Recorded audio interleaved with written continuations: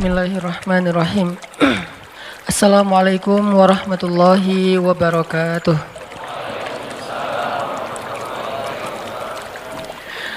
Alhamdulillahi rabbil alamin.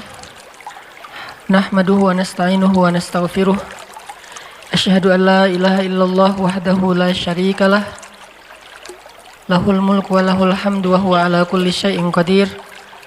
Wa asyhadu anna Muhammadan abduhu wa rasuluhu la nabiyya ba'dah.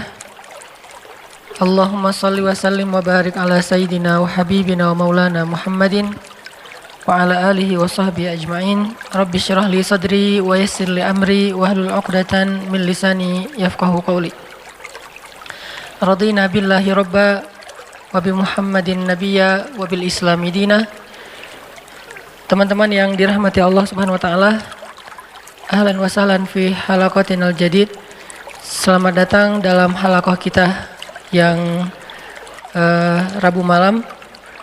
Dan alhamdulillah setelah Ramadan kita sudah melakukan 3 pertemuan, kalau tidak salah ini yang ketiga ya, setelah Lebaran. Dan sharing kita pada Rabu malam seperti biasanya, insya Allah akan meneruskan materi-materi yang berurutan supaya kita bisa memahami Islam secara terstruktur, memahami secara terkurikulum, walaupun mungkin kurikulumnya pastinya beda dengan di sekolah, biar kita nggak berasa balik ke sekolah. Insya Allah kita akan melanjutkan kajian kita. Kalau di dalam kitab Riyadhus Shalihin itu setelah bab ikhlas ada bab as-sidq atau bab tentang jujur. Kalau pertemuan sebelumnya kita membahas tentang ikhlas sebagai kunci setiap kebaikan, karena tanpa ikhlas maka kebaikan kita itu haba'an mansura, hanyalah debu yang tidak berharga.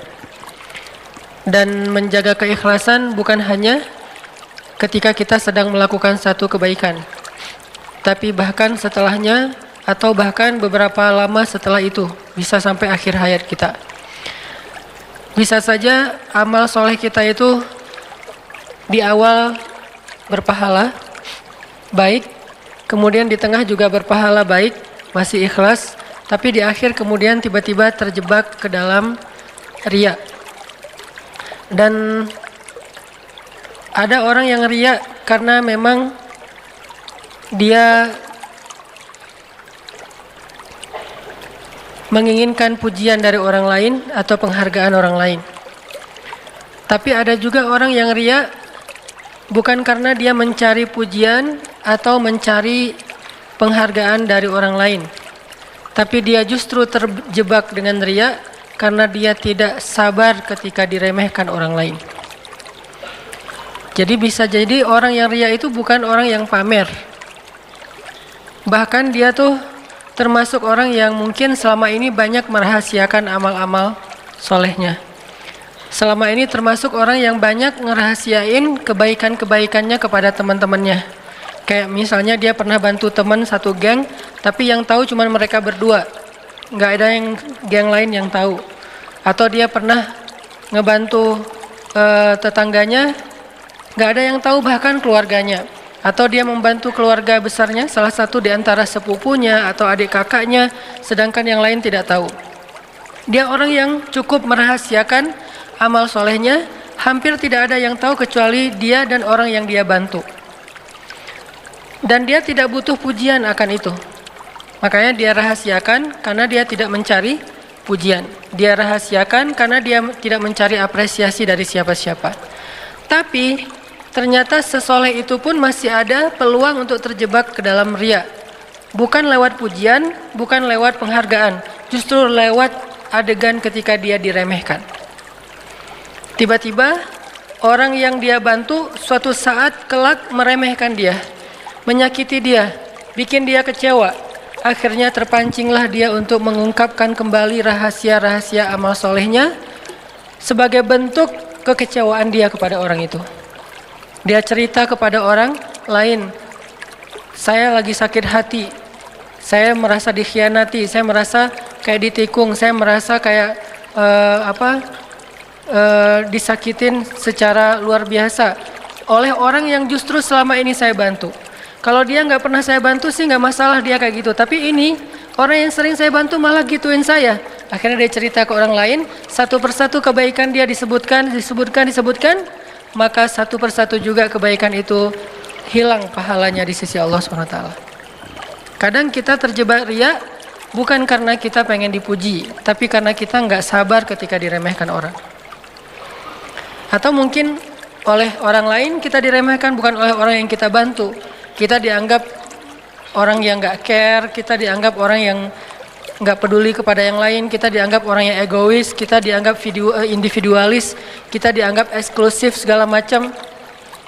Atau orang meremehkan kita, dianggap kita tuh orang yang nggak taat sama Allah, orang yang jarang ke masjid, orang yang nggak beribadah dengan baik, segala macam lah tuduhan-tuduhan, dibilang kita nggak pernah tilawah segala macam. Akhirnya kepancinglah kita untuk nunjukin beberapa kebaikan kita yang pernah kita lakukan secara sembunyi-sembunyi, bukan karena ingin dipuji, karena kita nggak mau diremehkan.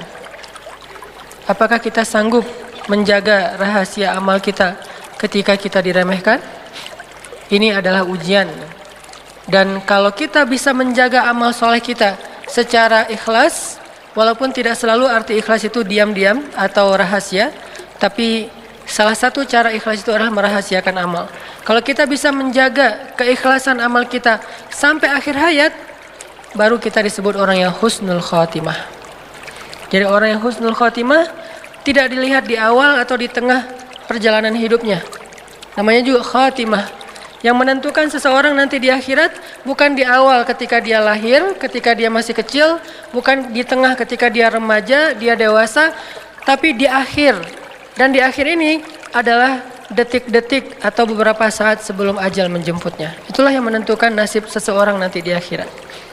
Sehingga buat orang yang selama hidupnya dari awal, tengah, dan menjelang akhir hidup dalam ketaatan, tumbuh dalam ibadah kepada Allah, jangan besar kepala dulu. Jangan sombong dulu. Jangan merasa bahwa kita udah pasti masuk surga dulu. Walaupun surga jaraknya dengan kita cuma sejengkal. Walaupun surga jaraknya dengan kita cuma sejengkal, belum tentu kita akan masuk. Kenapa? Bukankah terkenal hadis Nabi, seseorang yang sepanjang hidupnya beramal amal solih, amal ahli surga, sampai jaraknya ke surga cuma sejengkal, tapi di akhir hayatnya dia kufur kepada Allah. Kufur di sini macam-macam. Bisa kufur dengan cara yang paling tinggi yaitu syirik. Tiba-tiba dia sakit keras, berobat secara ilmiah lewat dokter, lewat terapis, ternyata tidak terlalu membuahkan hasil. Akhirnya dia kepancing untuk datang ke paranormal, mulai menggunakan ilmu-ilmu black magic, mulai kepada para sihir. Akhirnya dia meninggal pula dalam kondisi seperti itu. Bukankah ini su'ul khatimah? Walaupun sepanjang hidupnya dia beramal solih. Bisa juga akhir hayatnya kufur bukan dalam bentuk syirik, tapi dalam bentuk sombong dan riya. Karena riya ini adalah syirik kecil. Bisa jadi dia riya, mungkin dia tidak disebut orang kafir, dan insya Allah tidak akan abadi di neraka. Cuman akhir hayatnya ini justru menguras semua pahala-pahala dia menjadi kosong. Yang harusnya dia termasuk orang yang ashabul maimanah, atau bahkan was-sabiqun as-sabiqun. Sepanjang hidupnya dia orang yang sabiqun. Apa arti sabiqun? Yang sangat spontan dalam kebaikan. Ada peluang kebaikan apa, dia duluan. Kayak Abu Bakar tuh sabiqun namanya. Ketika Nabi ngabsen amal soleh para sahabat, dan tentunya kita tidak mungkin menjudge isi hati mereka, karena Nabi yang nanya, siapa di antara kalian yang hari ini sudah bersedekah? Abu Bakar angkat tangan, ana ya Rasulullah, saya ya Rasul. Artinya kita nggak bisa menjudge, Abu Bakar riya, belum tentu kan, kita nggak tahu isi hatinya. Dan sekelas Abu Bakar insya Allah ngerti banget lah bahayanya riya. Nggak mungkin dia angkat tangan dengan niat riya, pasti dia tahu banget ruginya. Siapa di antara kalian hari ini yang sudah menyambung silaturahim yang terputus? Abu Bakar berdiri, ana ya Rasulullah, saya Rasulullah. Siapa di antara kalian yang hari ini sudah berbuat kebaikan ini, kebaikan ini, kebaikan ini? Setiap satu kebaikan yang ditanya oleh Rasul, para sahabat berdiri secara bergantian kecuali Abu Bakar As-Siddiq yang terus-menerus berdiri mengangkat tangan, ana ya Rasulullah, saya Rasul, saya Rasul, saya Rasul. Artinya apa? Dalam satu hari Abu Bakar itu melakukan kebaikan yang orang lain berbagi, share. Nggak mungkin dilakuin sendiri, tapi Abu Bakar melakukannya sendiri. Ini namanya as-sabiqun. Di dunia fahumus sabiqun, nanti di akhirat. Sehingga dikenal dengan istilah was-sabiqun as-sabiqun. Orang yang di dunia berlomba-lomba, spontan, cepat, wasari'un dalam kebaikan, maka nanti dia di akhirat menjadi orang yang duluan masuk surga. Makanya ada dua kata sabiqun. Was-sabiqun as-sabiqun, artinya was-sabiqun yang berlomba-lomba di dunia, maka as-sabiqun nanti akan berlomba-lomba masuk surga di akhirat. Bisa jadi dia was-sabiqun as-sabiqun, bukan hanya ashabul yamin atau maimanah, tapi di akhir hayatnya justru dengan amal-amalnya yang istimewa itu kan lebih gampang kepancing buat ria ya. Kalau amalnya biasa aja ngapain ria?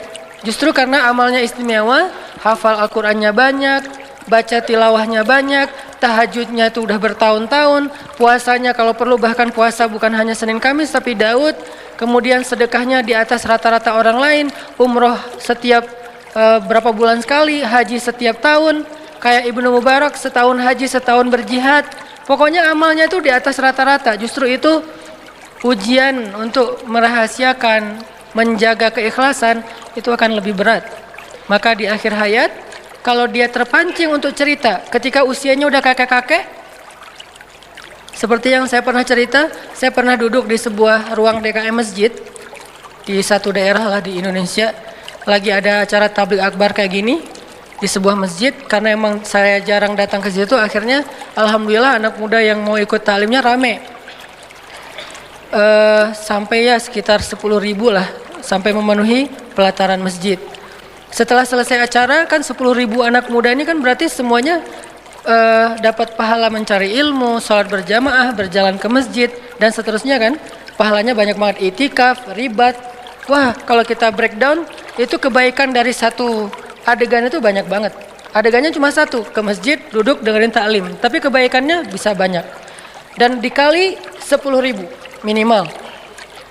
Lalu setelah selesai acara, biasa saya masuk lagi ke ruang DKM. Kemudian kayak semacam silaturahim gitu, ramah tamah.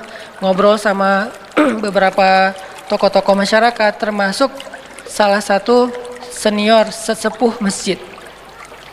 Beliau cerita, ini Ustadz, masjid ini perjuangannya nggak gampang. Ini judulnya.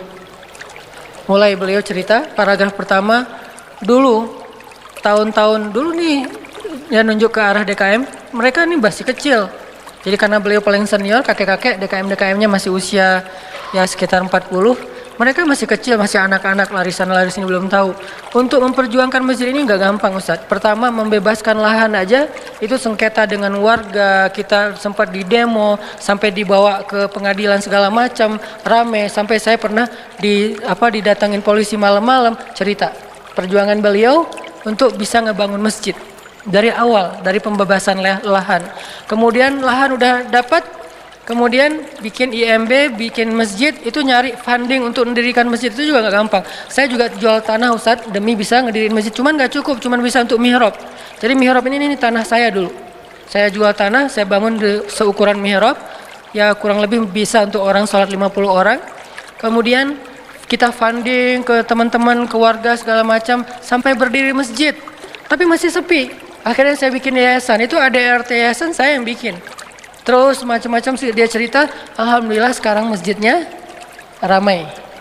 Tapi saya nggak mau menjudge ya, saya hanya ngasih contoh, makanya saya nggak nyebutin tempat, nama dan seterusnya. Yang jelas, bagaimana kalau beliau menceritakan ini, di awal niatnya adalah pengen sharing, pengen ya namanya orang berbagi pengalaman ya. Tapi tiba-tiba datang setan di tengah, yuwaswis. Ya memang kamu nih hebat, kamu yang berjasa apa segala macam, yuwaswisu fi sudurin nas. Tiba-tiba, dan salah saya waktu itu, saya kayak ngangguk-ngangguk terus kayak terkesima gitu, muji. Pas saya muji, beliau jadi semakin semangat kan menceritakan. Makin dipuji makin semangat. Dan saya nggak tahu, yang jelas beliau yang lebih tahu dengan Robnya.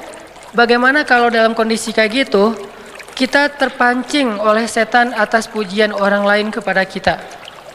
Atau lebih beratnya lagi, Udah sebegitu besar perjuangan kita diremehin oleh generasi berikutnya yang nggak tahu perjuangan kita. Kan itu ujian lebih berat ya.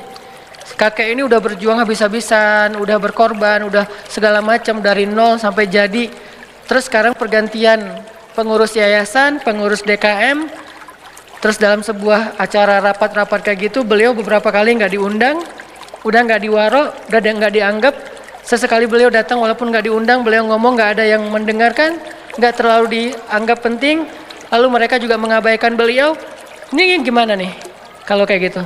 Akankah kita terpancing untuk cerita ke semua pengurus baru? Kalian tahu nggak masjid ini gimana sejarahnya? Mulai cerita lagi, kayak flashback lagi. Akhirnya satu persatu yang diceritain habis. Perjuangan sekian tahun yang nggak gampang pastinya berakhir dengan hanya satu cerita kecil yang menggugurkan semua pahala kebaikan-kebaikan yang Allah udah catat untuk beliau di akhirat. Ini pentingnya belajar ikhlas. Dan bisa jadi teman-teman dari sekian puluh atau mungkin ratus atau mungkin ribu amal soleh yang kita kerjain, mungkin hanya satu amal soleh kecil yang bahkan kita nggak ingat, udah lupa, yang sampai kepada Allah. Sisanya nggak sampai. Udah naik, tiba-tiba hilang. Udah naik lama, setelah beberapa tahun hilang. Cuman ada satu dua amal kecil yang bahkan kita udah lupa karena saking nggak terlalu kerennya. Tapi itu yang sampai kepada Allah Subhanahu wa taala. Makanya kata Nabi, la tahqiranna minal ma'rufi syai'ah. Janganlah kalian meremehkan amal kecil, walaupun sekedar tersenyum di wajah saudara kalian ketika kalian bertemu. Walaupun sekedar tersenyum. Tersenyum riya gitu. Gua habis tersenyum loh. Tersenyum lapor-lapor. Gua hari ini tersenyum 10 kali. Kan enggak ya? Tapi kalau tawaf, cerita orang umroh tuh, yang pernah umroh pasti ngerasain banget tuh. Pulang dari masjid kan biasanya ketemu kayak di restoran gitu kan, di ruang makan hotel. Pas lagi masuk ke ruang makan, ini nih kebiasaan jamaah umroh. Masuk ke ruang makan bukan ngelihat menu dulu, ngelihat teman saya di mana ya. Karena itu kan kayak hall gede tuh, kayak kantin besar, food court. Terus nyari teman saya di pojok mana, oh di sana tuh. Akhirnya langsung ngambil makan, duduk. Karena makan sendiri itu garing. Pengennya makan sama teman-teman. Akhirnya pas makan sama teman-teman cerita, dari mana? Baru pulang dari masjid. Ya teman-teman udah pada selesai makan, kita baru mau makan, saking telatnya. Kok telat banget sih, kita dari tadi udah selesai. Ya soalnya tadi sebelum pulang mau tawaf dulu. Standar tuh ceritanya. Habis sholat wajib, sebelum pulang tanggung daripada ngantri di gerbang masjid, mending gua tawaf aja. Paling beda setengah jam, tawaf dulu. Masya Allah. Jadi hari ini udah tawaf berapa kali? Alhamdulillah udah 10 kali. Tapi kan kita nggak tahu isi hatinya. Ini balik lagi kepada diri masing-masing. Kalau dia tadi menceritakan 10 kali itu keceplosan, bukan pengen apa-apa, bahkan bukan pengen sharing. Karena ditanya jawab kan. Berapa kali? Keceplosan ngomong 10 kali. Pas udah kata 10 itu terucap, datang setan. Jadi setan itu nungguin kita. Bukankah dia ya jerima jerot dam? Dia mengalir dalam darah kita. Terus dia nungguin banget. Dia nggak akan, dia tunggu timing yang tepat teman-teman. Saking liciknya setan. Dia nggak mau goda kita di awal, lo ceritain aja, enggak. Dia tunggu. Pas kita udah cerita baru dia datang. Hebatnya lo, teman-teman lo cuma baru sekali dalam sehari muncul. Atau setan nggak datang dalam benak kita. Setan datang dalam benak teman kita untuk muji kita yang banyak. Dia ngomporin teman kita, lo puji dia emang hebat, dia emang hebat. Supaya dia makin akrab sama lo dan segala macam. Akhirnya teman kita muji kebaikan dia, subhanallah, masya Allah segala macam. Akhirnya orang yang dipuji makin mulai besar kepala, mulai terbang, mulai tidak sadarkan diri. Dan besok dia kalau dia ngelakuin kebaikan itu lagi, dia akan cerita lagi, kepancing lagi untuk dipuji seperti kemarin. Kalau orang cuek, dia agak kecewa gitu. Nah ini mulai goyah nih ikhlasnya. Gimana kalau kayak gini? Kadang-kadang di antara semua ayat yang kita baca, cuman Al-Ikhlas doang yang kita sampai pada Allah. Karena Al-Ikhlas, namanya juga Al-Ikhlas ya, surat paling ikhlas. Yang lain riya semuanya. Apalagi Al-Baqarah kan gampang banget bikin riya, karena nggak semua orang hafal Al-Baqarah. Hafal misalnya surat-surat yang sulit gitu, surat di tengah-tengah Al-Quran mungkin, surat-surat kayak Ar-Ra'd atau surat Az-Zariyat yang ayatnya itu ya memang sulit ayat-ayatnya, karena syairnya itu nggak semudah nada-nada di surat-surat kayak yang panjang. Ar-Rahman kan gampang ya. Ar-Rahman itu kayak kalau kita hafal sebetulnya nggak ngafal satu surat, ngafal setengah surat. Sisanya cuma satu ayat yang diulang-ulang kan. Fabi ayyi ala rabbika. Itu paling happy lah ngafal Ar-Rahman mah ya. Udah hafal Ar-Rahman, kenapa? Setengah surat, setengahnya Fabi ayyi ala rabbikuma tukadziban. Tapi kalau surat-surat yang sulit, Az-Zariyat, An-Najm, apalagi yang ayatnya mutasyabihat, yang mirip-mirip, itu kan bikin kita bangga gitu. Oh, nggak semua bisa hafal. Saya seperti cerita saya lah. Kadang-kadang kita karena baru selesai hafal satu surat baru, pas ngimamin langsung bawa ayat itu kan. Pas lagi bawa wabasyiril ladzina amanu wa amilus solihat, terus lupa. Perasaan sebelum sholat tadi lancar. Udah sholat bingung. Emang gitu ujian hafalan Al-Quran itu justru dalam sholat. Kalau dalam sholat udah lancar, berarti udah lancar. Kata yang hafal ya. Kata mereka, kata para asatis, para ustad-ustad, para hafiz, kalau kita hafal di dalam sholat lancar, berarti udah lancar. Kalau di luar sholat, apalagi megang Quran, itu ada kayak efek psikologis ya. Kalau kita megang sih, nggak dibuka, cuman megang doang, itu lancar pasti. Nggak tahu kayak bisa kayak gitu. Ada sugesti nyaman, tenang, yakin. Tapi begitu Al-Qurannya dilepas, pasti beda tuh. Coba hafal Quran satu halaman.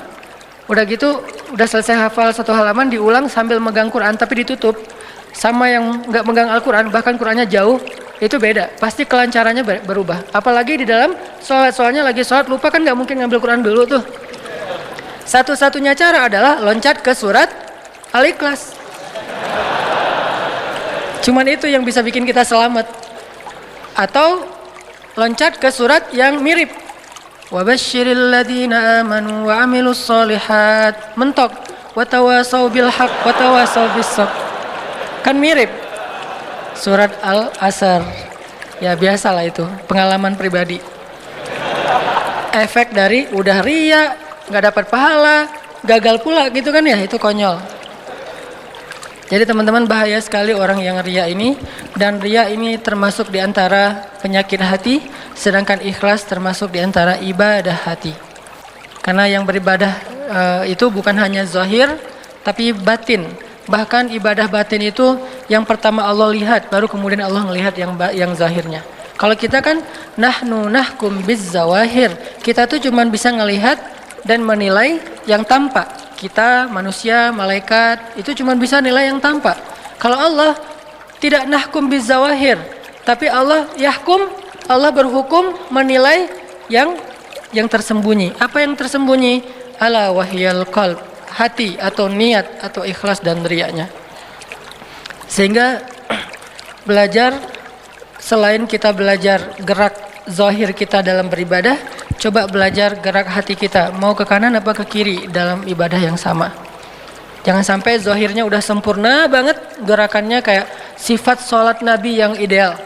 Dari mulai wudunya udah wudunya Nabi, istinsyaknya udah wah sempurna banget, dingin-dingin juga dia masukin air ke hidung, saking sempurnanya dia berwudu. Kepala bukan cuma gini-gini doang, tapi semuanya utuh dia ambil, walaupun itu mazhab sebetulnya. Terus juga pas dia basuh wajahnya tuh sempurna sekali semuanya, bukan cuma gini-gini aja kayak orang touch up gitu ya. Udah sempurna zahirnya. Gitu dia datang ke masjid di awal waktu, bahkan dia yang azan. Kadang-kadang azan juga bisa jadi amal yang luar biasa pahalanya, bisa tidak berarti. Tergantung innamal amalu binniyat. Ada yang azannya bagus banget, saking bagusnya orang jadi dapat hidayah. Karena saya pernah lagi kayak malas ke masjid gitu, dengan azan kayak nyindir banget nih azan. Kayak manggilnya tuh lembut. Kan kita kalau dikasarin malas ya. Malah makin dilembutin makin gak enak kan. Jadi kalau azannya kasar-kasar kita juga jadi malas, apaan sih. Tapi kalau azannya lembut jadi aduh gak enak gitu kan ya. Ini azannya lembut banget, suaranya enak. Bukan karena dia suara vokalis yang punya irama, enggak. Mungkin dia lagi habis diputusin mungkin, atau dia lagi galau berat. Jadi kayak suaranya tuh baper banget loh. Kayak dari hati gitu. Kayak dia lagi curhat lewat azan gitu. Lo kenapa sih gituin gua gitu. Tapi azan saking lembutnya. Jadi saya dengar juga kayak terenyuh gitu. Datanglah ke masjid. Bukan karena lagi iman saya bagus. Tapi karena tertarik dengan azan yang kayaknya langsung kena di hati. Nah azan itu kan pahalanya gede banget. Sebanyak orang yang datang ke masjid, segitulah pahala dia azan dan sholat. Coba kalau azannya di Masjid Agung.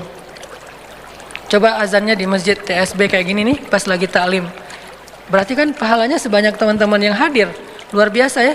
Makanya azan itu disuruh berlomba-lomba, tarik-tarikan, kecuali ada petugas, nggak enak, bahaya. Tapi kalau imam suruh dorong-dorongan. Kalau saya dorong-dorongan tapi pura-pura kedorong, padahal nggak ada yang dorong. Apaan sih? Siapa sih? Perasaan tadi ada yang dorong, siapa ya? Gitu. Nah, kenapa imam disuruh dorong-dorongan? Karena imam itu nanggung jawab. Kalau misalnya benar ya berarti pahalanya sebanyak makmum. Kalau misalnya salah berarti dosanya ya semuanya ditanggung sama dia. Kalau sholat imamnya nggak tepat. Intinya udah dapat banyak kebaikan, terus batinnya nggak di tazkiyah, nggak dibersihkan. Kan istilahnya tazkiyatun nufuz, membersihkan jiwa, membersihkan hati. Dan salah satu konten tazkiyatun nufus yang paling penting adalah tajdidun niyah, memperbaharui niat. Niatnya nggak ditajdid, nggak diperbaharui. Kok diperbaharui Ustadz? Emang karena niat itu di awal udah bagus, jangan-jangan dia geser gitu. Pertama udah lurus, tiba-tiba geser, tajdid, balik lagi, geser lagi, tajdid, balik lagi, kan gitu kan? Niat itu gitu teman-teman. Kegeser oleh apa? Tadi oleh pujian, oleh dicuekin, oleh dikecewain, oleh diremehin. Bergeser tuh. Oleh cerita-cerita kita sendiri. Bergeser ke kiri ke arah riya. Sebelum sampai riya, tajdidun niyah, astagfirullahaladzim, balik lagi ke tengah. Kegeser lagi setelah beberapa lama, balik lagi ke tengah. Tajdidun niyah, terus diperbaharui. Sama kayak tajdidul iman, memperbaharui iman. Kalau iman, yazidu wa yanqus. Kalau niat itu zaig, dia condong, dia condong ke kiri, ditegakkan lagi, condong lagi ke kiri, tegakkan lagi, kayak gitu aja terus. Tajdidun niyah. Nah, malam ini kita lanjutkan setelah bab niat. Memang nggak selesai sih hadisnya. Innamal a'malu binniyat, semua amal itu tergantung niatnya, bukan tergantung perilakunya dulu, tapi niat dulu yang pertama. Kedua, wa innama likulli imri'in ma nawa, seseorang itu dipahalai oleh Allah sesuai dengan niat. Kalau dia lakuin satu kebaikan, ada kurang-kurangnya dikit, tapi niatnya sempurna, maka pahalanya sempurna. Dia lakuin kebaikan, ternyata sempurna, tapi niatnya cacat, maka cacat.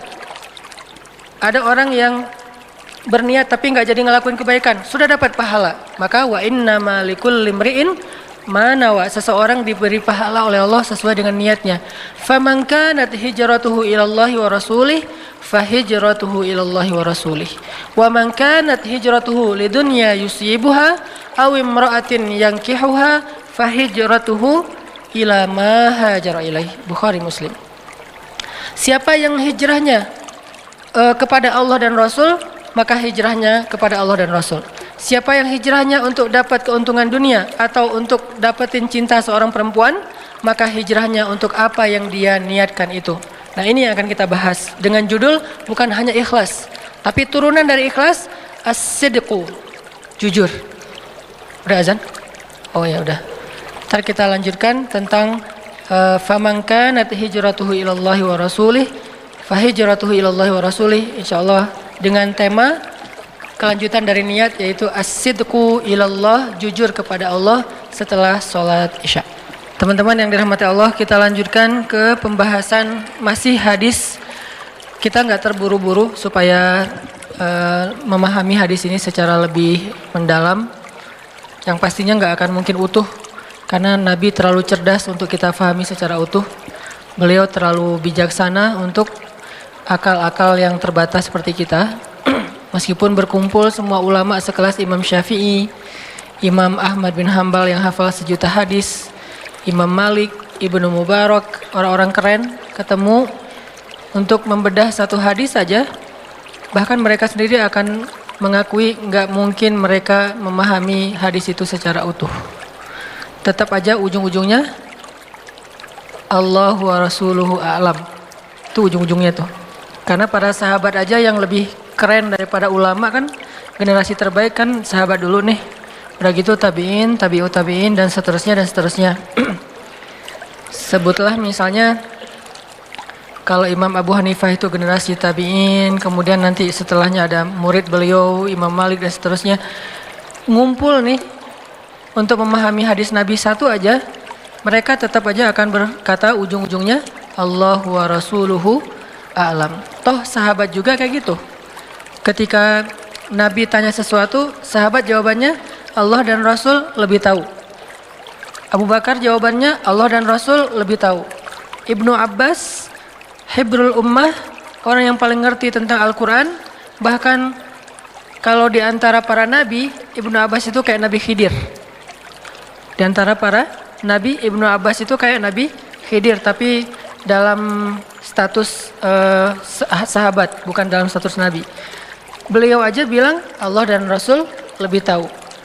Terus Muaz bin Jabal, anak muda yang ilmunya luar biasa, yang kalau Nabi bilang yang paling mengerti halal dan haram di antara umatku itu adalah Muaz bin Jabal. Yang paling ngerti mana halal mana haram itu Muaz bin Jabal. Dia juga bilang Allah dan Rasul lebih tahu.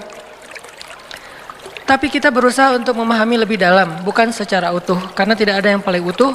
Karena inilah kita akhirnya berpendapat, pendapat saya tepat tapi ada kemungkinan keliru. Pendapat yang lain keliru tapi ada kemungkinan tepat. Bukan salah benar, tepat keliru. Ini dua istilah yang sangat jauh berbeda. Ra'yi sawab wa yahtamilul khata' wa ra'yun akhar khata' wa yahtamilus sawab. Pendapat kami dengan mazhab tertentu misalnya Syafi'iyah adalah tepat tapi ada kemungkinan keliru juga. Pendapat yang lain ada kelirunya tapi juga ada kemungkinan tepatnya. Yang pasti semua pendapat ini benar. Cuman mana yang paling tepat itu yang kita condong ke dalamnya. Cuman semuanya benar. Semua Ahlus Sunnah wal Jamaah dari Malikiyah, Hanabilah, Syafi'iyah, Hanafiyah, atau nanti mazhab-mazhab yang lain di antara mazhab fikih yang enggak terkenal selain 4 ini, semuanya benar di antara Ahlus Sunnah wal Jamaah. Cuman mana yang paling tepat yang menurut kita nyaman dengan argumentasi dalil dan ilmiahnya, akhirnya kita coba ikuti. Antara NU, Muhammadiyah, nanti ada Persis, ada macam-macam termasuk organisasi-organisasi masyarakat berbasis agama dan seterusnya, semuanya berusaha berijtihad untuk lebih memahami ayat dan hadis, tapi tidak ada satupun yang memahaminya secara utuh, termasuk kita. Hanya mencoba untuk lebih dalam memahami teks tersebut. Nah, hadis innamal a'malu binniyat, selama ini mungkin kita hanya mendengar satu, mungkin sebagian teman-teman hafal sampai akhir, tapi mayoritas orang Islam di Indonesia hanya tahu satu kalimat pertama di antara 4 baris kalimat itu. Hanya innamal a'malu binniyat, udah kita jelaskan. Wa innamal likulli imri'in ma nawa juga udah alhamdulillah kita jelaskan walaupun jauh dari sempurna. Sekarang kita coba masuk ke bait ketiga dan 4. Faman kanat hijratuhu ilallahi wa rasulih fahijratuhu ilallahi wa rasulih. Wa man kanat hijratuhu lidunya yusibuha awin imra'atun yankihuha fahijratuhu ila ma hajara ilaih. Apa makna dari bait ketiga dan 4 setelah 2 bait pertama? Kalau kita bisa kasih judul biar merangkum semua makna, maka bait ketiga dan 4 ini bisa kasih judul as-sidqu ilallah, jujur kepada Allah. Atau bisa juga kita kasih judul berakad dengan Allah. Itu judul bait ketiga dan keempat. Bisa dikasih judul jujur kepada Allah, bisa dikasih judul berakad dengan Allah, bisa juga dikasih judul melibatkan Allah. Jadi semua yang pernah kita bahas selama ini tentang libatkan Allah dalam urusan kita, apalagi jujurlah pada Allah, pasti Allah akan jujur pada kita, segala macam, itu kalau mau ditarik mana teks rujukannya, maka rujukannya adalah faman kanat hijratuhu ilallahi wa rasulih fahijratuhu ilallahi wa rasulih. Siapa yang berhijrah kepada Allah dan Rasul, maka hijrahnya sampai kepada Allah dan Rasul. Pertanyaannya, apa maksud siapa yang berhijrah? Rasulullah SAW di antara semua amal soleh, semua aktivitas, semua adegan agama, Nabi memilih salah satunya yaitu adegan hijrah. Kan dalam Islam itu ada sholat, ada puasa, ada tilawah, yang paling puncak itu apa? Jihad. Kan jihad itu adalah puncaknya ibadah, walaupun bukan yang paling bukan yang paling apa, yang paling utama ditanya. Kalau yang paling utama ditanya sholat, tiang agama. Masing-masing ibadah itu kan ada kayak kebaikannya ya, ada fadilahnya, keutamaannya. Nah kalau sholat itu tiang agama, yang pertama ditanya, kalau ini belum beres yang lain nggak akan ditanya.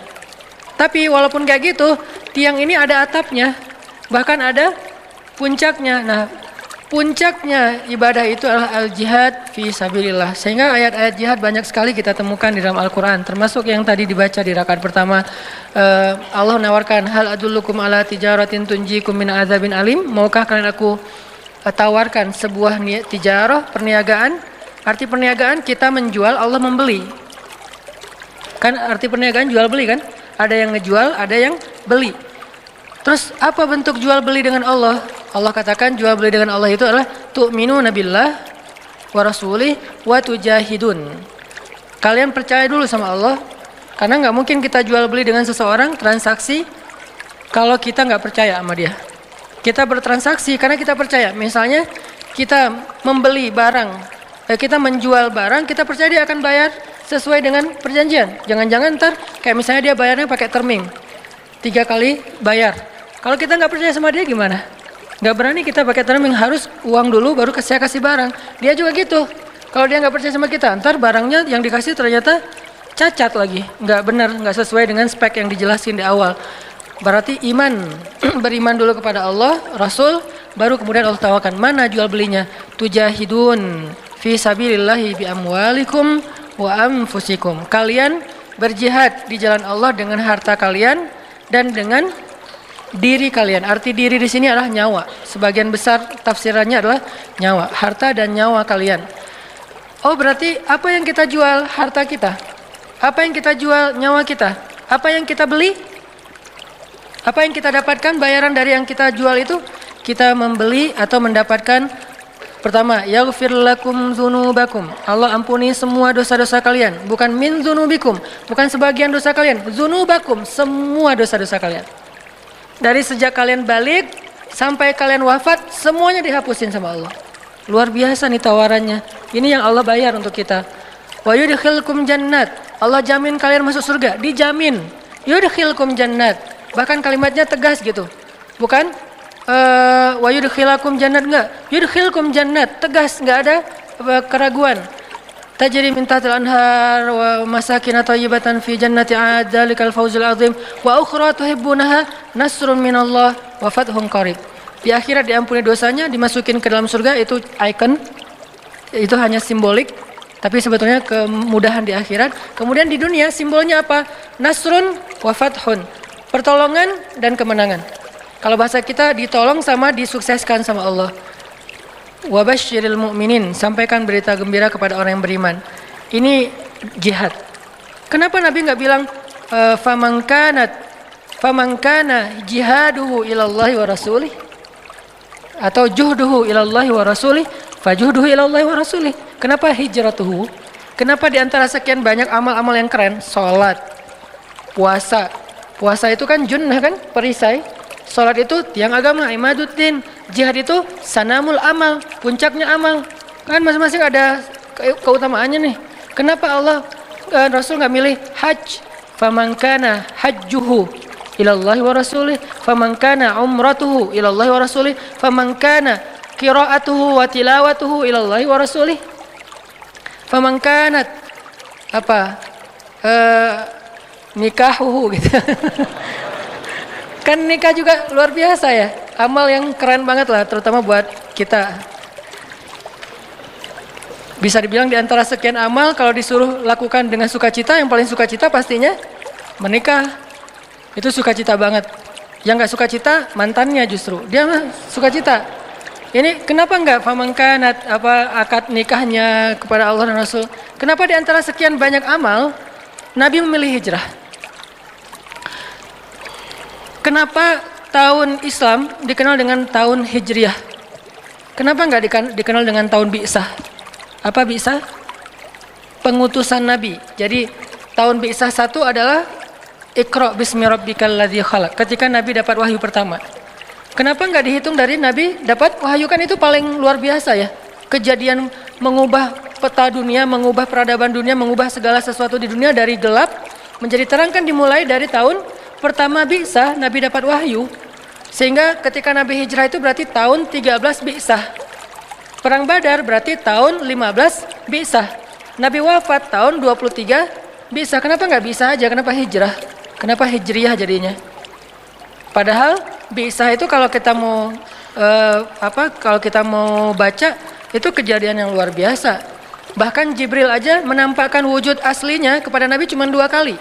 Satu ketika wahyu pertama, yang kedua ketika Mi'raj ke langit. Cuma 2 kali itu Jibril menampilkan wujud aslinya. Sisanya semuanya editan kalau bahasa kita. Diedit oleh Allah dalam bahasa fatamatssalalaha, memisalkan diri. Bukan wujud aslinya, memisalkan diri, menjelma bahasa Indonesianya, menjelma sebagai seorang laki-laki yang sempurna, laki-laki yang keren, yang ganteng, yang ideal banget. Itulah Jibril. Kenapa nggak tahun bi'tsah? Atau kenapa nggak tahun Isra dan Mi'raj? Sehingga bisa dibilang Nabi hijrah pada tahun kedua Isra atau kedua Mi'raj. Kayak gitu-gitulah. Kenapa hijrah? Saking pentingnya peristiwa ini.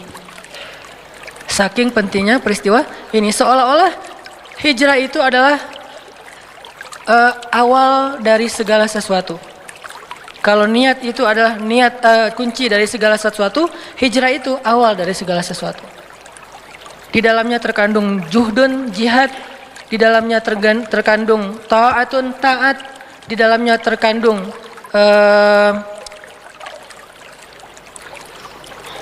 berkorban, tadhiyah, pengorbanan. Di dalamnya terkandung apalagi ikhlas, pastinya banyak hal terkandung di dalam adegan hijrah. Jadi ketika Nabi mengatakan faman kanat hijratuhu, itu artinya siapa yang semua amal solehnya, bukan hanya hijrah. Nabi mengambil satu kata, satu adegan yang itu bisa menjadi simbol dari semua kebaikan. Apa? Hijrah. Nabi nggak bilang sholat, Nabi nggak bilang jihad, padahal 2 hal ini sama-sama keren nih. Nabi bilang hijrah. Keren mana hijrah sama sholat? Lebih utama mana? Pastinya lebih utama sholat. Utama mana hijrah sama jihad? Pastinya lebih utama jihad. Tapi kenapa yang diambil hijrah? Karena hijrah ini walaupun bukan yang paling tinggi derajatnya, tapi dia mencakup segala sesuatu. Ideal namanya, proporsional. Makanya Nabi bilang siapa yang hijrahnya kepada Allah dan Rasul, itu juga berarti siapa yang sholatnya, siapa yang puasanya, siapa yang hajinya, siapa yang jihadnya, siapa yang bahkan tersenyumnya. Karena Allah dan Rasul, maka apa yang dia lakukan itu akan sampai kepada Allah dan Rasul. Apa arti sampai kepada Allah dan Rasul? Fa ilallahi wa rasulih, artinya Allah yang akan menolong dia sampai ke akhir dari perjalanan itu. Allah yang akan menolong dia sampai kepada kebaikan dunia dan akhirat. Allah yang akan menjadikan amal-amal dia itu semuanya baik. Allah akan menolong dia dalam setiap perjalanan atau proses amal soleh yang dia lakukan. Jadi teman-teman, judul besarnya adalah As-sidqu ilallah, jujurlah kepada Allah. Dan ini kita masih ngebahas masalah nufus, tazkiyatun nufus. Apa makna dalam pemahaman kita yang mungkin sederhana? Maknanya adalah kalau kita pengen ditolong dalam semua hal yang kita lakuin, niatkan karena Allah Subhanahu wa taala. Kalau 2 bait pertama, kalau kita pengen dapat pahala dari semua yang kita lakuin, niatkan kepada Allah. Kalau sekarang beda lagi, bukan cuma pahala, pengen ditolong, pengen Allah terlibat, pengen Allah masuk dalam program kita, maka niatkan karena Allah Subhanahu wa taala. Siapa yang jujur kepada Allah, ya Allah saya nikah karena Engkau, ya Allah saya kuliah karena Engkau, ya Allah ya Allah ya Allah. Semua kebaikan yang kita lakuin karena Allah, bahkan kebaikan itu bukan hanya yang wajib, teman-teman. Kebaikan itu ada 3. Bahkan kadang kebaikan itu ada 4. Apa kebaikan ada 4? 1 yang wajib, di bawahnya yang sunnah, di bawahnya yang mubah, di bawahnya yang makruh. Seseorang yang meninggalkan haram dengan cara melakukan yang makruh, itu kebaikan. Seseorang yang meninggalkan yang sunnah dengan cara yang melakukan yang makruh, itu sia-sia. Makruh ini tergantung konteks ya. Seseorang meninggalkan yang haram, tapi pelampiasannya kepada yang makruh, maka itu kebaikan. Itu cara dia meninggalkan yang haram, gak bisa langsung kepada yang mubah atau yang sunnah. Seseorang yang meninggalkan yang wajib dan mengambil yang makruh, itu rugi. Maka yang makruh ini, makanya saya sebut bahkan. Wajib, sunnah, mubah, makruh. Siapa yang melakukan yang wajib, pasti berpahala. Siapa yang melakukan yang sunnah, pasti berpahala. Kadang yang mubah, yang secara fikih artinya tidak berpahala, tidak berdosa, bisa menjadi pahala. Apa bedanya? Innamal a'malu binniyat wa innamal likulli imri'in ma nawa. Dan yang mubah ini kalau kita libatkan Allah sekalipun, dia menjadi sesuatu yang Allah tolong. Jadi bukan hanya dalam hal yang wajib, Allah akan nolong kita sampai kita main, kita jalan, kita apa, coba niatkan karena Allah. Pasti Allah akan tolong kita dalam urusan itu dan dijadikan urusan itu sebagai kebaikan di sisi Allah SWT. Saya ngomong kepada kayak misalnya kayak Pevi lah, Pevi Permana, anak skateboard. Pevi pas main di Asian Games sekarang misalnya, kalau Pevi niatnya cuman buat dapetin medali, cuman pengen prestasi, maka itu mubah, tidak berpahala, tidak juga berdosa, biasa aja. Sehingga kita tidak perlu menjudge, ya udah itu mah hobi lah ya. Tapi kalau Pevi niatkan ini sebagai salah satu media dakwah, apa hubungannya main skateboard dengan dakwah? Kalau Pevi jadi tokoh anak muda dengan prestasinya, kemudian fansnya Pevi yang senang main skateboard meniru, apa yang ditiru? Oh ternyata pemain pro juga sholat di masjid. Akhirnya yang amatir-amatir yang lagi belajar, anak-anak baru nih juga ngikutin kan? Oh ternyata Pevi hafal surat Al-Muluk misalnya, lagi latihan skate dia ngulangin, bukan Al-Muluk, Al-Waqiah. Lagi latihan skate di ball gitu, dia dengerin tilawah Al-Waqiah sampai akhirnya hafal Al-Waqiah. Ditiru. Innamal a'malu binniyat, faman kanat hijratuhu ilallahi wa rasulih fa hijratuhu ilallahi wa rasulih. Dan yang dia lakuin sebetulnya sama aja. Enggak gara-gara niat kepada Allah terus dia sambil main skateboard sambil dia zikir, enggak gitu-gitu amat, agama teh enggak terlalu berat. Jadi yang dirubah itu bukan perilakunya. Karena perilakunya sebetulnya berstatus mubah, bukan haram ya. Kalau haram memang harus dirubah. Tapi kalau yang mubah nggak perlu dirubah. Dia tetap main skate, dia nggak perlu bawa tasbih, dia nggak perlu qomat kamit tilawah Al-Quran sambil main skate. Tapi pahalanya bukan hanya pahala olahraga, tapi juga dia pahala dakwah. Yang dirubah cuma niat. Tapi yang dia lakukan nggak ada yang berubah. Jadi jangan berpikir orang kalau nggak qomat kamit baca Al-Quran berarti dia nggak dapat pahala. Walaupun baca Quran itu keren pastinya. Kalau nggak berzikir, nggak kelihatan di tangannya bertasbih berarti dia nggak pernah ingat Allah. Bisa jadi dia melakukan yang kita lihat mubah, duduk nongkrong di kafe. Bisa jadi dia kayak lagi ngobrol sama teman-teman doang. Bisa jadi dia chat. Kok dia bentar-bentar langsung buka handphone sih? Orang habis sholat biasanya kan zikir dulu. Ini ada yang habis sholat langsung buka handphone. Jangan suuzon dulu.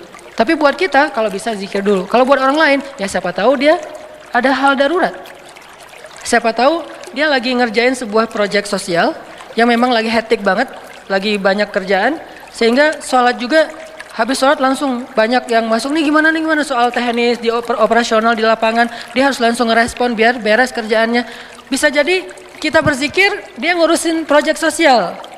Dan sama-sama berpahala, walaupun kita nggak berani membandingkan ya, tapi tetap aja ada hadis menyelesaikan hajat seorang muslim atau seseorang yang butuh sesuatu, butuh bantuan, itu kadang lebih utama daripada itikaf di masjid 60 tahun. Dan masjid mana yang dimaksud oleh Nabi? Masjid ini apa? Nabawi, yang di dalamnya ada raudhah. Menyelesaikan hajat seseorang yang lagi punya masalah, kadang lebih utama. Saya sempat masukkan kalimat kadang karena nggak boleh kita generalisir. Kalau gitu saya nggak usah itikaf, saya nggak usah sholat, udah aja bantu orang. Nggak gitu-gitu juga sih memahami agama. Harus komprehensif. Kadang dia lebih utama daripada beritikaf di masjid 60 tahun. Jadi jangan suuzon dulu dengan orang yang langsung buka handphone. Atau jangan kepo juga, dia buka apa dulu daripada gua suuzon, gua lihat. Ya nggak usah kepo kali. Lo kenapa sih? Gua nggak mau suuzon, mending gua tabayun. Tabayunnya dengan dilihat semua isi handphone orang, itu bukan tabayun, namanya tajassus. Beda antara tabayun sama tajassus. Tabayun kita meminta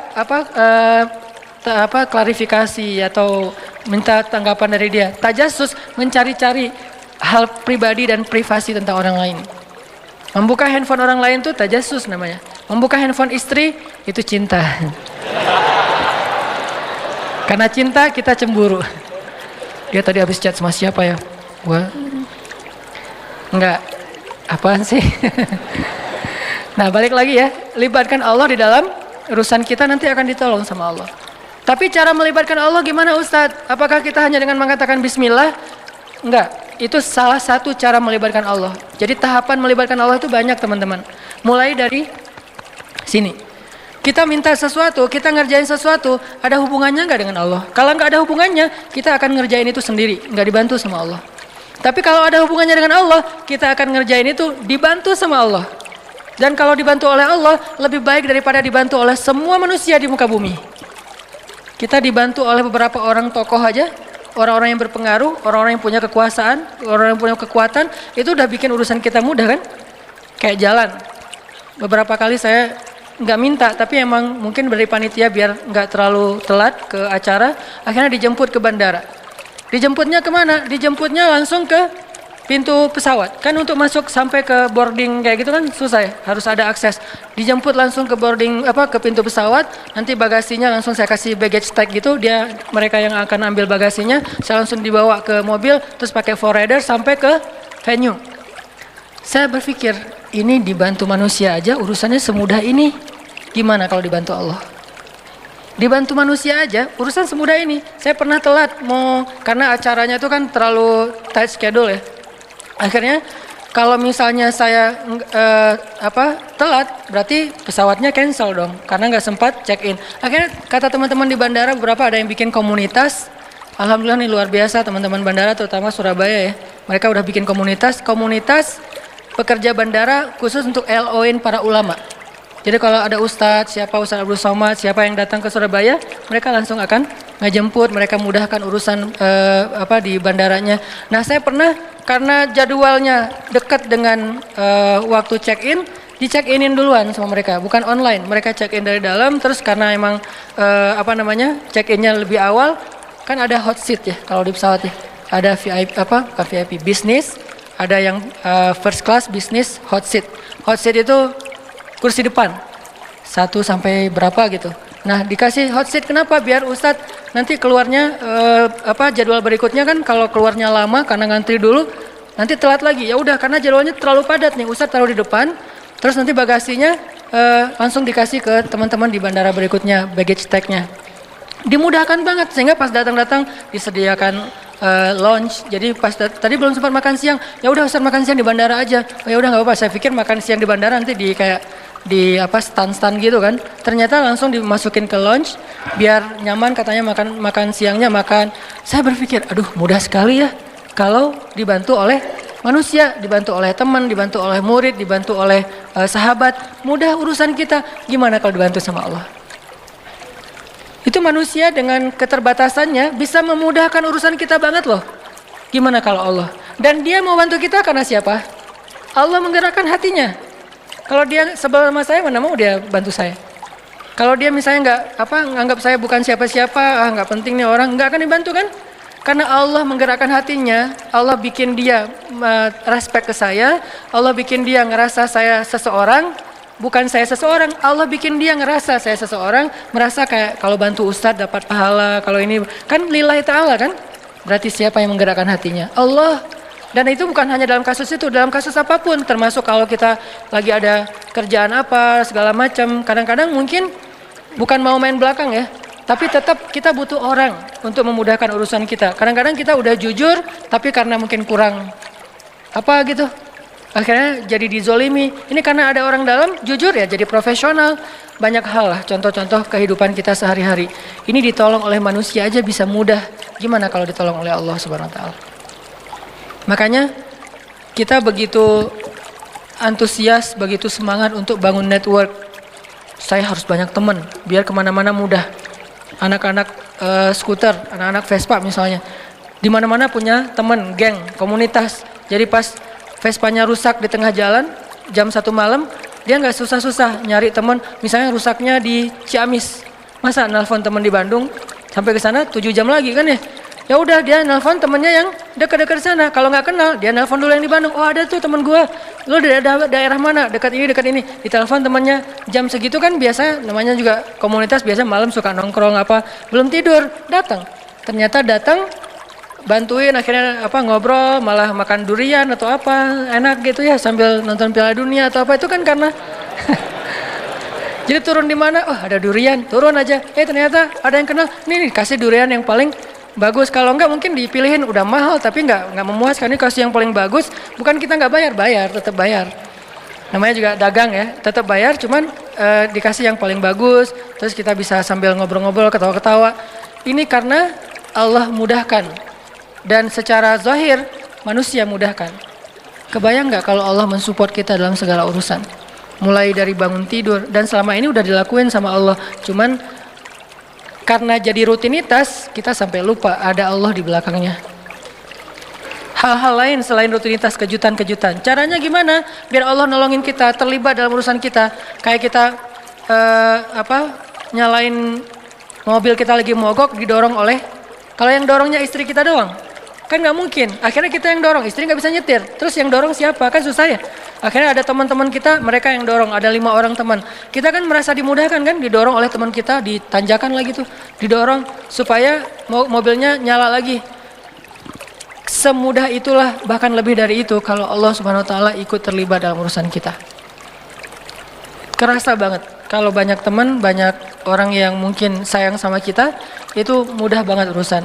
Tapi itu manusia teman-teman. Gimana kalau Allah yang sayang sama kita? Manusia sayang sama kita aja semudah itu, apalagi kalau Allah Subhanahu Wa Taala. Caranya satu di sini, jujurlah kepada Allah. Jadi jujurlah kepadaku itu, ku di situ Allah ya, bukan ku seperti di lagu. Jadi jujurlah kepada Allah. Cara jujur kepada Allah, kita harus tanya, yang kita lakuin ini ada hubungannya nggak dengan Allah? Kalau ada, pasti Allah kasih keajaiban. Contoh, Zakaria. Zakaria tuh doa kan panjang kan, lama banget ya. Berdoa dari sejak beliau muda sampai beliau tua. Tapi coba perhatikan kalimat doa Nabi Zakaria ketika beliau sudah tua. Ada 2 kalimat, ada di surat Ali Imran, ada di surat Maryam. Kalau di surat Ali Imran, Zakaria berdoa, hunalika da'a Zakaria rabbah. Qala rabbi habli min ladunka dzurriyyatan thayyibah innaka sami'ud du'a. Kalau di surat Maryam, wa inni khiftul mawaliya min wara'i wa kanat imraati 'aqira fahabli min ladunka waliya yarithuni wa yarithu min ali Yaqub waj'alhu rabbi radiyya. Apa rahasia di antara 2 kalimat ini? Kenapa Nabi Zakaria berdoa panjang dalam hidupnya belum Allah kabulkan? Bukan tidak, belum.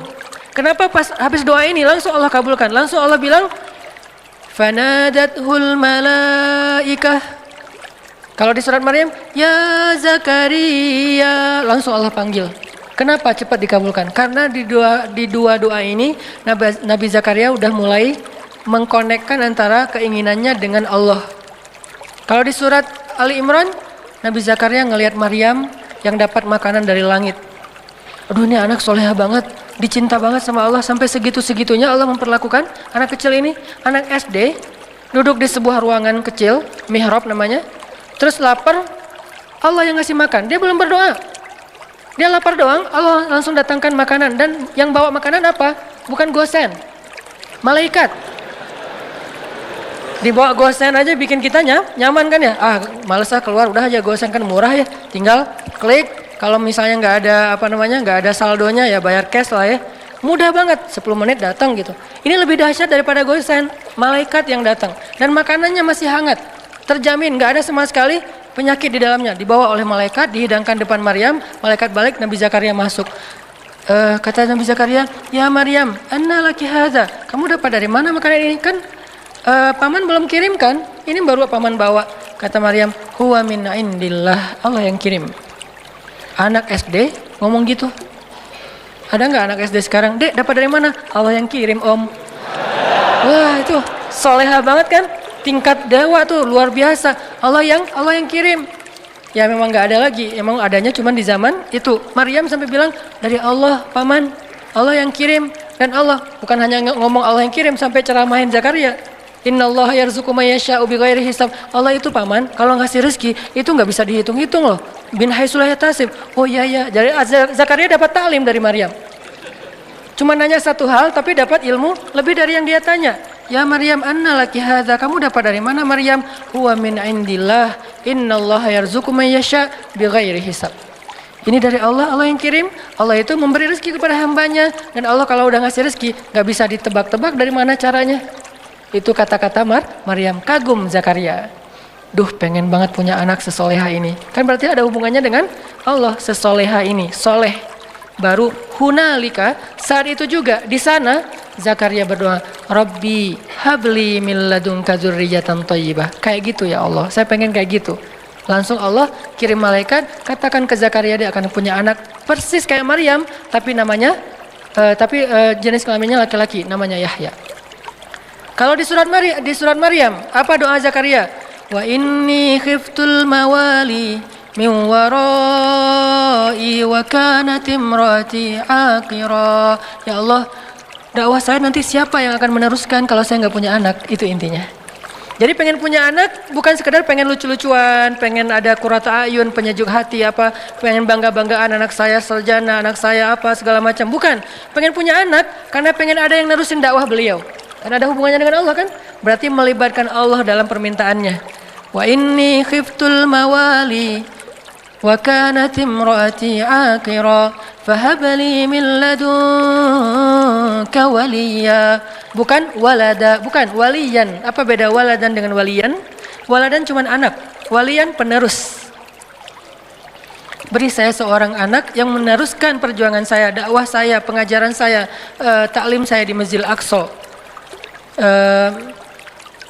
Yarithuni. Tuh ada lagi kalimat penjelasnya. Yarithuni wa yarithu min ali Yaqub waj'alhu rabbi radiyya. Yang mewarisi perjuangan aku, mewarisi perjuangan dari keturunan Yakub dengan keturunan yang luar biasa, orang-orang soleh semua. Maka jadikan dia anak yang kau ridhai ya Allah. Langsung Allah ketika dengar kalimat ini, ya Zakaria, langsung dipanggil sama Allah. Itu cara kalau kita pengen dapat kejutan dari Allah. Libatkan Allah dengan niat. Caranya coba cari apa hubungannya antara maunya kita dengan Allah, antara proyek kita dengan Allah, antara usaha kita dengan Allah, antara permintaan kita, life goals kita dengan Allah. Kalau nggak ada hubungannya, kita disuruh jalan sendiri. Tapi kalau ada hubungannya, Allah akan support kita. Ya Zakaria, langsung Allah panggil. Inna nubashiruka bi ghulam. Bahagialah wahai Zakaria, berbahagialah, kamu akan punya anak. Ismuhu Yahya, lam naj'al lahu min qablu samiyya. Wa atainahu al-hukma sabiyya wa hananan min ladunna wa zakatan wa kana taqiyya wa barran biwalidayhi wa lam yakun jabbaran 'asiyya wa salamun 'alayhi yawma wulida wa yawma yamutu wa yawma yub'atsu hayya. Spesifik, luar biasa nih. Dikasih dengan spesifik yang istimewa, bukan cuma nih anak laki-laki yang kamu minta, enggak. Allah langsung kasih tahu anak itu kayak gimana. Anaknya cerdas, anaknya soleh, anaknya terjaga, anaknya nggak pernah nggak pernah emosian, anaknya nggak pernah baperan, nggak pernah durhaka, nggak gini. Baik banget. Kalau di surat Ali Imran dia siddiqan wa hasuran wa nabiyan, musaddiqan wa hasuran wa nabiyan, anak yang meneruskan perjuangan dakwah, anak yang hasur, menjaga kehormatan, anak yang nabiyan, menyampaikan kebenaran. Ini luar biasa. Kenapa? Karena Zakaria mengaitkan keinginannya dengan Allah. Jadi kalau kita punya satu keinginan, punya satu, bahkan mungkin bukan hope tapi wish, sesuatu yang kadang-kadang kayak nggak kebayang kita bisa nggak sih? Nggak masalah, make a wish, kita bikin sebuah harapan yang menurut kita mungkin nggak susah diwujudkan, tapi ketika sebuah harapan yang kita anggap sesuatu yang nggak mungkin dilibatkannya kepada Allah, apa sih yang nggak mungkin buat Allah? Apa sih yang sulit buat Allah? Bukankah semuanya itu ada dalam pengaturan Allah? Biyadihil mulk. Arti biyadihil mulk, semuanya itu dalam kekuasaan Allah Subhanahu Wa Taala. Terserah Allah mau diapain. Caranya di sini. Faman kanat hijratuhu ilallahi wa rasulih fahijratuhu ilallahi wa rasulih. Akhirnya para sahabat yang berhijrah dalam konteks hijrah, berhijrah meniatkan karena Allah. Contohnya, misalnya ada yang berhijrah seorang diri, seperti Suhaib Ar-Rumi. Banyak sahabat yang hijrah seorang diri. Beda sama Umar ya. Kalau Umar kan hijrahnya posting ya. Sebelum hijrah posting dulu. Captionnya, hei ahli Mekah, hei orang-orang Mekah. Dia mention satu persatu. @Abu Jahal, @Abu Sufyan. Satu-satu di mention sama Umar. Terus terakhir pakai hashtag ahli Makkah.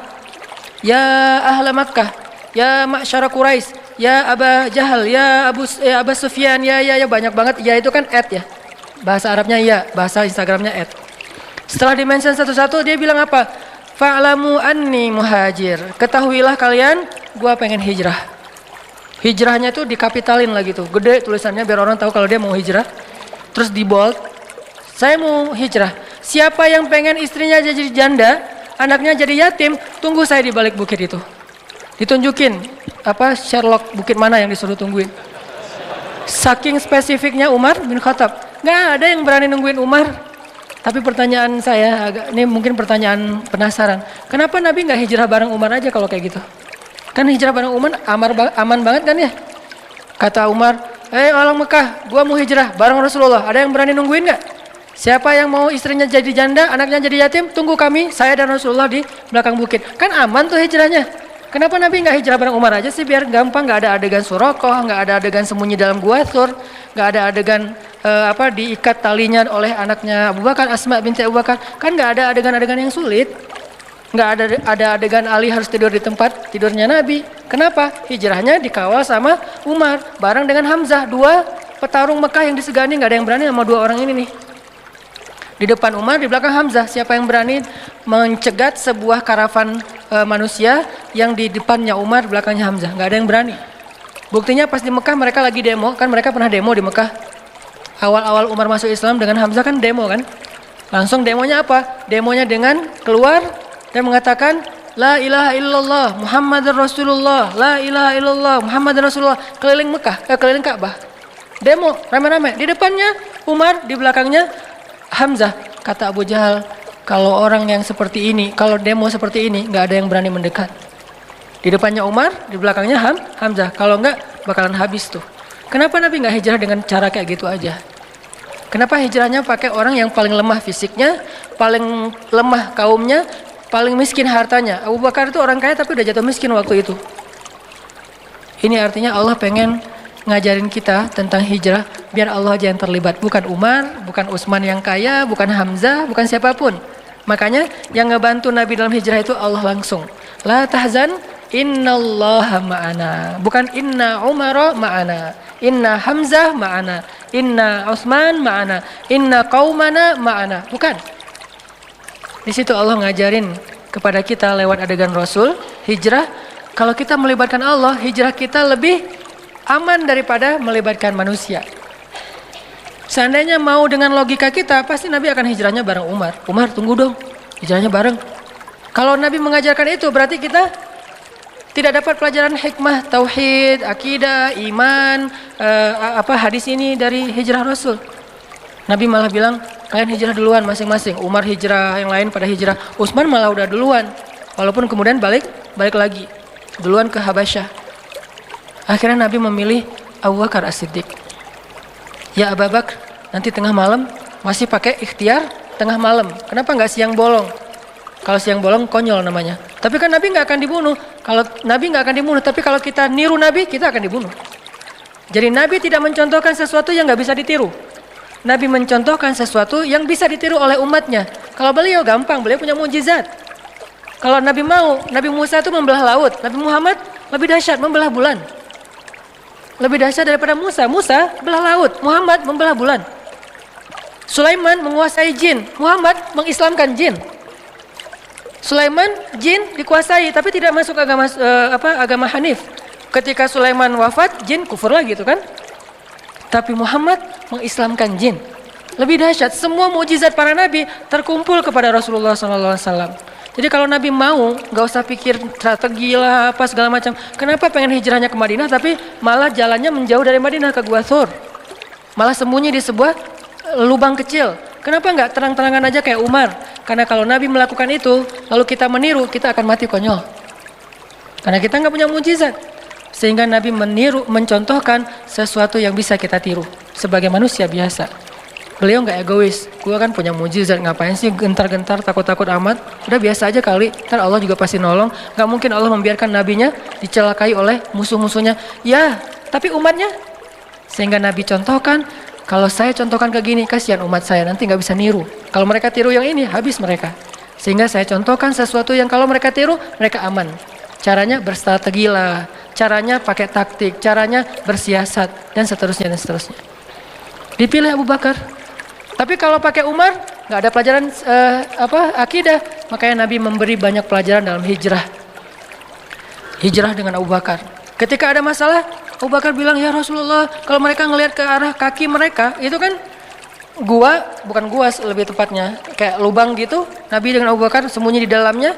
Orang-orang pembunuh bayaran, para hunters, dan di antara mereka itu ada legend, yaitu Suraqah. Paling legend lah dalam membaca jejak. Dia tuh udah terkenal banget. Nggak mungkin lolos dari Suraqah itu susah banget. Dia bisa ngelihat jejak onta udah berapa lama, hangat atau udah dingin, ini udah kering atau tidak bekas kakinya onta. Terus di atas onta itu perempuan atau laki-laki, anak kecil atau orang dewasa, meronta-ronta atau normal, sampai tahu sedetail itu Suraqah. Mereka membaca jejak. Kemana arah mereka ketahuan lah. Padahal Nabi itu udah pakai banyak strategi. Caranya Nabi terus lewat anaknya Abu Bakar dengan pembantunya Abu Bakar untuk nutupin jejak Nabi pakai ternak-ternak. Ketahuan juga tetap, namanya juga Suraqah. Udah berdiri depan gua, Suraqah and the gang. Nabi di dalam sembunyi. Apakah Nabi takut? Sama sekali tidak. Nabi waktu itu sama sekali tidak bersembunyi karena takut. Lagi ngajarin kita cara sembunyi. Kalau Nabi mau, Nabi tinggal keluar. Ada apaan sih? Bisa, gampang buat Nabi. Lo mau gua doain? Kan gak berani, Nabi belum angkat tangan udah pada stroke semuanya itu. Kalau Nabi mau kan, tapi Nabi lagi ngajarin kita teman-teman. Jadi adegan sirah adalah pelajaran buat kita, bukan apa yang Nabi rasakan. Nabi gak takut sama sekali. Sekelas Nabi gak mungkin takut lah, sang pemberani banget. Tapi Nabi pengen ngajarin kita, sembunyi di dalam. Abu Bakar resah, bingung nih, gimana nih kalau mereka ngeliat ke atas, ke bawah. Mereka udah ngeliat ke atas bukit, nggak ada. Ngeliat ke kanan nggak ada, ngeliat ke kiri nggak ada, ngeliat ke belakang nggak ada. Cuman satu lagi yang nggak dilihat, ke bawah. Allah tahan pandangan mereka untuk ngelihat ke bawah. Ini cara Allah nolong mereka. Walaupun sebagian ulama bilang ada sarang laba-laba dan merpati, tapi sebagian besar ulama mengatakan tidak. Ini masih perdebatan lah ya, Allahu alam. Yang jelas, yang pasti di antara mereka sepakat, Allah memalingkan mata mereka dari melihat ke bawah. Sehingga Abu Bakar bilang, ya Rasulullah, kalau mereka ngelihat kita ke bawah pasti ketahuan. Terus ntar kita gimana ngelawan mereka? Kita nggak bawa senjata. Berdua pula, mereka ada lebih dari 20 orang dan semuanya itu petarung.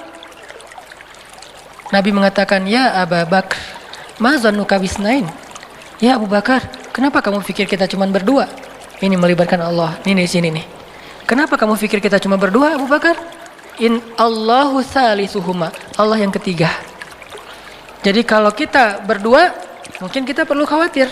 Tapi kalau kita bertiga, la tahzan, innallaha ma'ana. Enggak usah khawatir Abu Bakar, Allah bersama kita. Abu Bakar orang soleh, digituin, ya langsung tenang. Kalau Abu Bakar bilang tapi, pasti ketahuan tuh. Karena kalau kita berburuk sangka kepada Allah, maka Allah tergantung prasangka hambanya. Berhubung Abu Bakar ini as-siddiq, orang yang selalu membenarkan, nggak pernah protes, nggak pernah membantah, maka ketika Nabi bilang la tahzan innallaha ma'ana, Abu Bakar langsung tenang, langsung oh ya innallaha ma'ana, ya udah tenang aja. Mau tidur dulu Rasul? Santai. Mereka akhirnya nggak ngeliat ke bawah, udah pergi aja, udah pergi, tinggal berdua. Besok keluar, melanjutin perjalanan, ketahuan lagi sama Suraqah, karena mereka nggak mau nyerah. 2 hari mereka tungguin. Gak mungkin Muhammad pergi karena aku udah baca beberapa tempat jalan keluar dari Mekah itu gak ada jejak mereka, pasti mereka ada di sini. Suraqah punya feeling, instingnya tuh bagus. Belum keluar Muhammad, belum keluar, dia cari siang malam. Ketahuan juga pas hari Nabi keluar Mekah dari kejauhan. Suraqah ngelihat, pas Suraqah ngelihat dikejar oleh Suraqah, kan Nabi udah bilang, innallaha ma'ana, Allah bersama kita, biar Allah aja yang beresin Suraqah, nggak usah kita. Kita jalan aja santai, Abu Bakar jalan, nggak usah dipercepat langkahnya. Sampai Nabi bahkan nggak mempercepat langkahnya loh. Dikejar sama Suraqah dengan ontanya yang cepat, Nabi santai aja. Kenapa? Biar Allah aja yang beresin dia. Ternyata Allah punya cara yang lebih indah daripada yang kita bayangin. Kalau kita punya teman yang tangguh kayak Umar bunuh Suraqah, gitu kan? Umar pasti akan ngeluarin pedang. Kalau Allah tidak membunuh Suraqah, tidak menaklukkan fisik Suraqah, tapi menaklukkan hati Suraqah. Gitu yang paling indah. Makanya biarin Allah yang beresin urusan kita. Allah punya cara yang lebih smart daripada cara kita. Namanya apa? Min haitsu la yahtasib, yang tidak terduga-duga. Tiba-tiba Suraqah ontanya ngambek, nggak mau jalan, tiba-tiba kayak habis bensin gitu loh. Kenapa sih kok mogok nih onta gua nih? Onta Suraqah tiba-tiba mogok, padahal itu onta bagus banget loh. 4000 cc kali ya, cepat banget ya.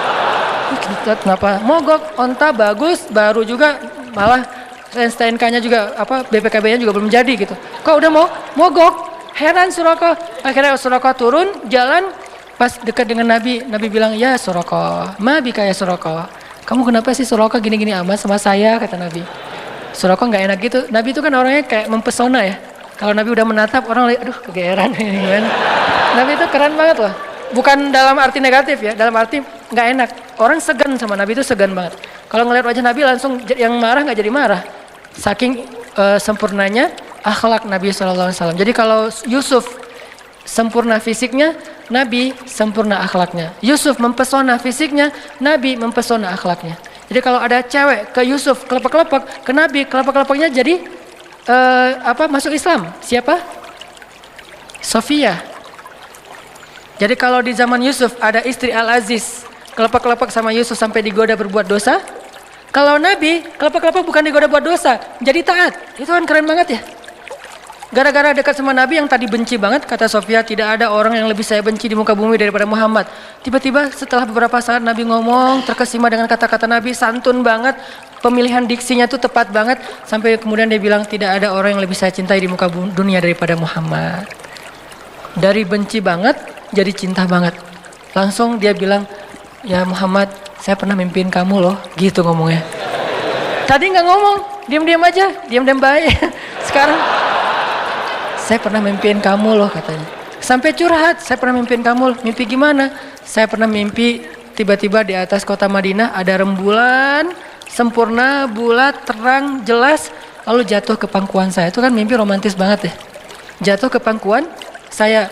Dan kata suami saya, itu maksudnya saya nanti akan dinikahi oleh engkau Muhammad. Tapi saya ditampar oleh suami saya. Ya iyalah. Lo mimpi gitu cerita ke suami ya pasti masih mending ditampar. Wah ini bahaya nih, selingkuh dalam mimpi. Akhirnya Nabi Muhammad melamar Sofia karena emang Allah sudah memilihkan Sofia untuk Rasulullah. Saking istimewanya Sofia ini, karena orang yang menikahi Rasulullah itu bukan Rasulullah berhasrat ke dia, enggak. Allah yang berhasrat ke dia. Hasrat apa? Hasrat terhadap kesolehannya. Karena Allah cinta kepada Sofia, ya udah kayaknya nggak ada cowok yang pantas buat Sofia selain Muhammad. Cinta kepada Aisyah, nggak ada cowok yang pantas buat Aisyah selain Muhammad. Cinta kepada Ummu Salamah, nggak ada cowok yang lebih pantas buat Ummu Salamah daripada Muhammad. Jadi ini cewek-cewek yang di atas rata-rata yang nggak mungkin nikah kalau nggak dengan Nabi Muhammad, akhirnya dijadikan istri Rasul. Kalau ada yang lain datang nggak level. Buktinya apa? Fatimah juga kayak gitu. Ketika ditawarin ke Abu Bakar, gimana ya gitu. Tawarin kepada Umar juga kata Rasul gimana ya. Tapi pas Ali, Rasul langsung ridho. Kenapa? Levelnya hanya untuk Ali, yang paling ideal Fatimah itu. Begitu juga istri-istri Nabi. Nah artinya apa teman-teman? Suraqah pas dilihat oleh Nabi, mabik ya Suraqah. Nabi ngomong gitu bukan, Suraqah, oh dasar lu ahli neraka apa segala macam. Enggak. Nabi enggak. Kamu ahli neraka, kamu apa, celaka kamu. Enggak, Nabi enggak pernah mengeluarkan kata-kata yang badhi, kata-kata yang rendahan. Nabi bilang, mabi kayak Suraqah. Suraqah langsung, jadi tadi pakai pedang terus langsung disarungin, disembunyiin belakang jubah gitu. Terus dengerin, Nabi bilang, ya Suraqah, gimana kalau misalnya kamu memakai mahkota dan jubahnya Kisra. Kisra Raja Persia, kata Suraqah. Ya, Raja Persia, mau. Coba. Nabi dalam keadaan lemah, baru diusir dari kampungnya, nawarin baju jubah Raja Persia yang nggak mungkin didapatkan kecuali menaklukkan negerinya. Kan ini nggak make sense ya. Kayak nggak logis gitu kan tawarannya. Abu Jahal kemarin nawarin, siapa yang membawa pulang Muhammad hidup atau mati, gua kasih 100 ekor onta. 1 ekor onta kalau onta yang dipakai ke luar negeri harganya 200 juta kali 100 berapa puluh M. Kan, dan Abu Jahal punya itu, ada ribuan ekor onta yang dia punya karena orang kaya.